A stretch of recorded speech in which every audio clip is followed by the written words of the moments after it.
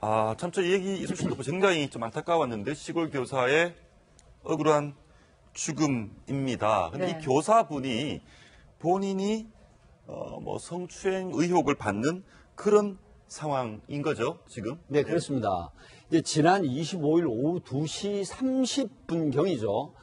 그 전북 김제 그 자택 창고에서 50대 교사, 중학교 교사죠. 목맨 채 사망한 그 변사자로 발견이 됐는데 결국 내용이 지금 이게 또 다시 핫한 뉴스로 떠오르는 건 뭐냐면 이 송모 교사의 부인이 너무 억울한 사연을 SNS상에 올리고 탄원을 하고 이제 네. 이런 상황인데 결국은 3월 달에 수업 중에 여중학생 7명의 신체를 접촉하는 부적절한 처신을 했다라고 해서 동료 교사, 체육교사가 이걸 신고를 하게 됩니다. 네. 근데 4월 21일 날 경찰이 수사를 통해서 무혐의 처분, 내사 종결을 한 사안인데 전북도 교육청 학생인권센터에서 계속해서 이 교사에 대한 조사를 하고 그다음에 교사가 억울하다라는 진술서를 보고서 뭐라고 했냐면 이게 보도가 돼서 지금 충격을 주고 있죠.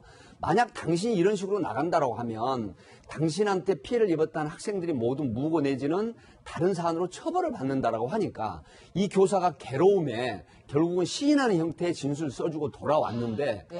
유서를 남기고 사망을 했는데 그간의 사정을 보면 너무 많은 이야기가 화제로 지금 떠오르고 있습니다. 그런데 그 당시에 학생들이 탄원서를 냈더라고요. 최초에는 이제 주변에 있는 교사들에게 나 이런 일을 당했다라고 얘기를 했지만 나중에는 사실 그런 일이 없었다고 탄원서까지 제출했는데 그렇습니다. 그러니까 지금 나오고 있는데 그렇습니다. 그 내용을 보면은 예컨대 다리를 떨면 복이 떨어진다라고 해서 이렇게 툭 다리를 그 무릎을 쳤다라는 것인데 그것을 이제 허벅지를 그 성적인 의미에서 만졌다 이런 식으로 된 것에 대해서 사실은 말씀하신 대로 어르신들 다리 떨면 복 떨어진다고 하지 않습니까? 그렇죠. 그렇게 했다는 것이고 피양 같은 다른 양 같은 경우에는 예 평소 때 훌륭한 선생님이다. 그렇습니다. 그러고 또 그 피해 학생 같은 경우에는 새벽에 선생님한테 미안해서 카카오톡으로 선생님 죄송해요. 진실이 아닌 거 알잖아요 하는 그런 카카오톡을 보내니까 선생님도 그런 그 얘기를 해주니까 내가 고맙다, 힘이 난다 이런 얘기를 했다라고 하고요. 실제로 지금 이 피해 여성의 그 피해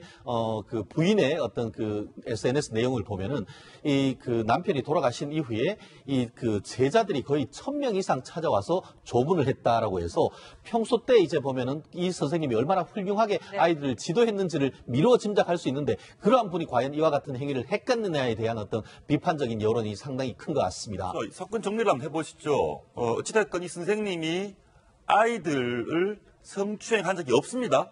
없는데 무엇인가 애들이 좀 불만이 있었고 불쾌한 기분이 나빴는지 선생님을 성추행했다 이런 식으로 얘기를 하고 그렇게 하고 나서 나중에는 사실 아니다라고 정정을 한 상황이네요. 그렇죠. 이게 이제 중학교에서 일어난 일인데 중학교 1학년 학생들과 2, 3학년 학생들이 분리가 돼 있는 상황 속에서 야간 자율학습이 이 학교에 있었던 것 같습니다. 네. 이 학생들 같은 경우가 이 선생님이 중학교 1학년 학생들만 좀 예뻐해서 야간 자율학습을 일찍 끝내주는 것이 아니냐라고 나름대로 오해를 했던 것 같아요. 그러다 보니까 이 학생들이 이 선생님에 대한 불만을 가지고 있던 내용들을 성추행이 아님에도 불구하고 성추행인 것처럼 이야기를 하게 되죠. 그리고 이게 신고가 들어가게 되니까 이 사건에 대한 조사가 들어갔던 거고 앞서 이제 백 과장님께서 말씀해 주셨던 것처럼 경찰에서는 무혐의로 끝났으면 이 내용에 대해서 교육청에 대해서도 충분한 면밀한 검토가 있어야 되는데 교육청 입장에서는 그렇게 가지 않았다는 거죠. 네. 가장 큰 문제가 뭐냐면 그런 방식으로 성추행을 하는 교사로 낙인이 찍히게 되면 학생과 가해자를 분리시켜야 되지 않습니까? 그리고 그 좁은 지역 사회 내에서 학생을 성추행한 파렴치범으로 몰리게 되는 순간 사람의 인생이 거의 다 이제 완전히 망가질 수 있는 거죠. 그러니까 지금 유가족들 입장에 따르면 한 그 며칠 기간 동안 체중이 한 10kg 정도가 빠지게 되고 숨을 쉴 수도 없을 정도의 괴로움을 느꼈다라고 하는데 이 부분을 과연 어떤 방식으로 보상받을 수 있을지가 걱정되고 마지막으로 저는 지금 더 걱정되는 것 중에 하나는 이 선생님이 마지막까지 고민하고 걱정했던 사람들은 그 피해자라고 볼 수 있는 가해자일 수도 있고 피해자일 수도 있는 아이들이거든요. 이 아이들은 본인 때문에 선생님이 돌아가셨다는 생각, 지금도 중학생일 건데 과연 이런 내용들을 어떻게 풀어나갈 수 있을지 걱정이 큽니다.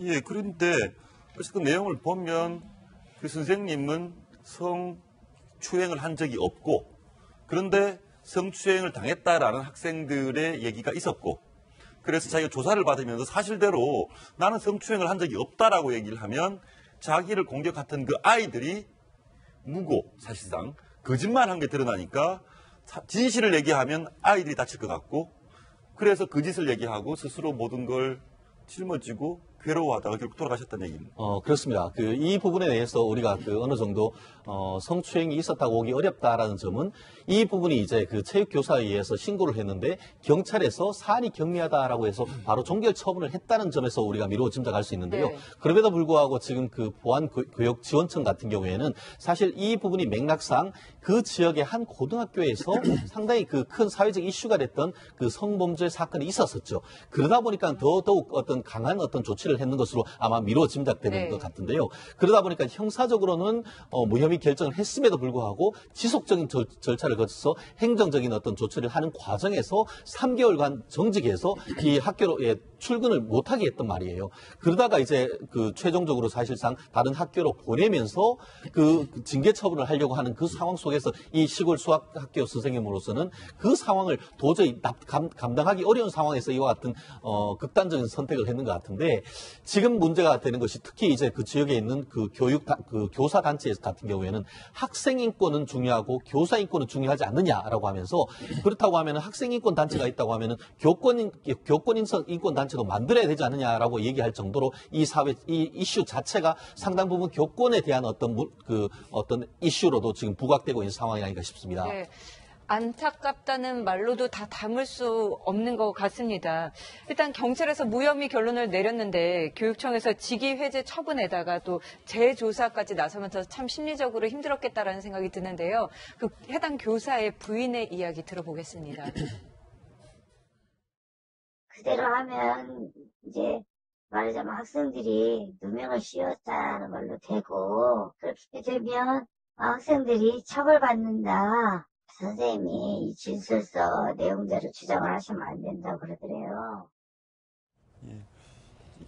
끝까지 이 선생님은 학생들만 생각했던 것 같아요. 그러니까 그 일순간 일로 인해서 학생들이 어떤 이 부인의 주장에 따르면 어떤 다른 교사, 못마땅히 했던 다른 교사에 의해서 사주를 받은 학생들이 그렇게 거짓으로 썼었고 나중에는 탄원서를 냈다 이렇게 얘기를 하고 있습니다. 그러니까는 아무튼 이런 상황 속에서도 이 선생님 10kg이나 몸이 빠지고 체중이 빠지고 학교에서 성범죄자라는 낙인이 찍혀서 한 석 달 동안 학교 근처에 노모가 살고 계신데도 가보지를 못하는 상황 속에서도 처음부터 끝까지 학생들만 생각했던 선생님이었기 때문에 결국은 죽음밖에 생각할 수 없었던 게 아닌가 싶기도 합니다. 네. 예, 근데 참 그 부분 한번 짚고 넘어가 보겠습니다. 무언가 이 선생님에게 혐의가 주어졌습니다. 그런데 사법당국이 조사를 해보니까 혐의가 없습니다. 그러니까 무죄, 무혐의, 끝. 그런데 왜 직위해제를 합니까? 네, 사실은 이게 저도 지금 말씀을 거론하고 싶었던 부분입니다. 이 전북도 교육의 학생인권센터에서 경찰 수사 결과 범죄 혐의가 없다. 무죄입니다, 무죄. 그럼에도 불구하고 이 학생을 학교에 출근하지 못하도록 하고 2차 피해가 우려된다는 이유죠. 학생들이 불과 며칠 뒤에 탄원서를 내고 그다음에 정정 진술을 하고 그다음에 선생님 카톡에다가 메신저를 보내서 그런 사실이 없다 미안해하는 이런 부분들을 분명히 파악하고 있음에도 불구하고 어떻게 학생 인권센터에서는 이 교사를 타 학교로 전보를 하고 그다음에 이제 내면적으로 알려진 것은 결국 해임할 그런 권유를 했다는 측면이 알려지고 있죠. 이 교사로서는 정말 죄 없이 내가 주장을 나는 그런 명백한 사실이 없다고 주장하면 학생들이 처벌받을 이게 놓인다는 것 때문에 교사로서 양심을 정말 이길 수 없어서 반시인한 형태인데 결국은 극단적인 선택을 본 것은 경찰 수사기관의 조사가 무혐의임에도 불구하고 계속해서 이 학생을 성희롱범으로 이 교사를 네. 이 교사를 교사를 그래서 이게 결국 극단적인 선택을 했다는 측면에서는 정말 요즘 학교 교사분들 수업하기 어렵고 학생 지도하기가 참 힘들겠다는 그런 부분을 또 세상에 알리는 계기가 된 것 같습니다. 그래서 저희 같은 경우에도 학생들 상담할 때 좀 씁쓸한 이야기를 하는 게 뭐냐면 농담반 진담반으로 하는 얘기가 문을 반드시 열어놓고 학생 상담을 해야 된다 이런 이야기까지 하고 있습니다. 얼마나 신뢰가 무너진 사회입니까? 네. 56이시면 거의 30년 가까이 사실 교직 생활을 하시고 얼마나 그것에 대한 자부심이 있으셨을까라는 생각이 드는데요. 또 학생들 거짓말 때문에 또 이제 교사가 스스로 목숨을 끊는 것이 아니냐라는 시각에 대해서 이 해당 교사의 부인은 학생도 마찬가지로 피해자다라고 이렇게 말씀을 하시는 거죠. 그렇죠. 장례식장에 이 학생들이 와서 이제 울면서 이야기를 하고 갔는데 그렇다면 이 학생들이 사실상 성추행 피해자면 왜 장례식장에 왔겠냐는 얘기를 하고 있는 겁니다. 예. 그러면서 이 유가족이 울분을 토하는 거는 장례식장에 교육청 관계자는 전혀 오지를 않았다는 거예요. 그리고 장례를 치르는 과정 속에서 부고 소식이 나고 나니까 지역사회나 이제 사람들 언론에서는 결국은 성추행을 벌였던 사람이 그러니까 굉장히 가해자가 목숨을 끊는 것처럼 보도가 되는 것들을 교육청이 바로잡아야 되는데 그거를 방치했다라고 또 유가족은 울분을 터뜨리고 있는 상황이거든요. 지금 이 상황에서 유가족들의 억울함이라고 하는 것들은 학생들이 단순하게 이야기를 끄집어내서 남편, 아버지가 성추행범으로 몰렸던 게 아니라 그 중간 과정에서 누군가 아버지를 좀 시기 질투했던 교사가 끼어 있는 것이 아니냐라는 얘기를 하고 있는 거고 이러한 사건들이 정리되는 과정에서 교육청이 전혀 제 역할을 하지 못했던 부분에 이 분노를 금치 못하고 있는 상황이기 때문에 지금이라도 이 교육청 그리고 전북에 있는 교육지원청이 나서갖고 본인들이 했던 이 사실상 무고한 사람에 대한 죽음을 몰고 왔던 일에 대해서 내용들을 좀 정리하는 일들이 반드시 필요해 보입니다. 예, 저기 내용에 보면 동료 선생님이 시켜서 아이들한테 강제로 성추행이 있었다라고 쓰라라고 썼다. 저런 얘기를 하고 있는데 실제로 이 돌아가신 선생님을 성추행 혐의로 고발 내지는 한 사람은 동료 교사였네요. 그렇습니다. 학생들이 아니고. 그렇습니다. 결국 이 학교 같은 경우에는 아주 작은 학교였다고 합니다. 남녀 같이 다 해서 20명이 채 안 되는 19명 정도 1, 2, 3학년이 다 되는 정도니까 선생님도 별로 많지가 않았던 상황인 것 같은데요. 결국 그중에서 이제 이와 같은 얘기를 들은 체육교사가 이 부분을 경찰에 신고를 했다라고 얘기를 하고 있는데 지금 이 부분에 대해서 후문은 물론 사실관계는 확인해야 되겠습니다만 이 후문에 따르면은 신고한 체육교사와 지금 그 수학 선생님인 두 분이 동갑 나이 정도인데 사이가 조금 좋지 않은 과정에서 약간 모해적인 그런 얘기가 신고했지 않느냐 하는 그런 지금 의혹도 지금 제기되고 있는 상황인 것 같은데요. 어쨌든 간에 그와 같은 신고가 있다 한다 하더라도 결국 사실관계를 확인하는 것은 경찰 내지 검찰인데 불러서 조사를 하고 또 피해자도 조사를 했는 과정에서 결국 사안 자체가 경미하다라고 해서 종결을 했는 거 보면은 이것이 단순히 어떤 사실관계가 어떻게 무마된 그런 것이 아니고 실제 피해자까지 조사한 다음에 내는 결과이기 때문에 상당히 어떻게 보면 의미 있는 결과인데 그럼에도 불구하고 지나치게 이 교육 당국에서 과잉 대응하는 과정에서 이거 지금 비극이 아닌가 하는 얘기가 있어서 결국 이와 같은 성범죄 교사들의 성범죄가 사회적인 문제가 되는 것은 맞습니다만 그렇다고 해서 어떤 사안을 조사를 하고 하는 사람들이 지나치게 학생 쪽만 편을 들다 보면은 이런 어이없는 결과가 있다는 것을 해서 결국 사법적 잣대는 공정해야 된다는 것을 보여준 대표적인 케이스가 아닌가 싶습니다. 예, 근데 좀 다만 이 사안에서 하나 짚고 가고 싶은 게 어찌됐건 교육청에서는 한 명도 문상을 보지 않았다는 얘기가 있네요. 네, 사실은 제가 앞에 모두에 말씀을 드렸지만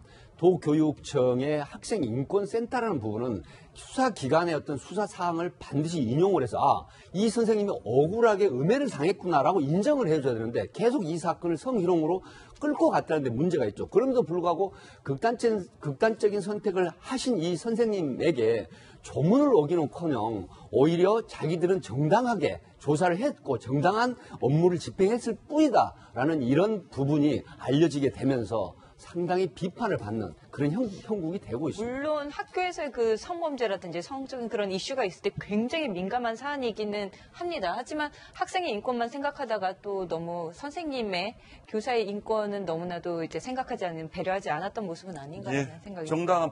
정당한 일을 하고 싶은 일을 해야 되는 일을 했다고 하더라도 자기들이 조사하는 과정에서 비극적인 일이 있었는데 최소한 문상은 가는 게 이것저것 다 따지기 전에 도리가 아닌가라는 생각이 듭니다.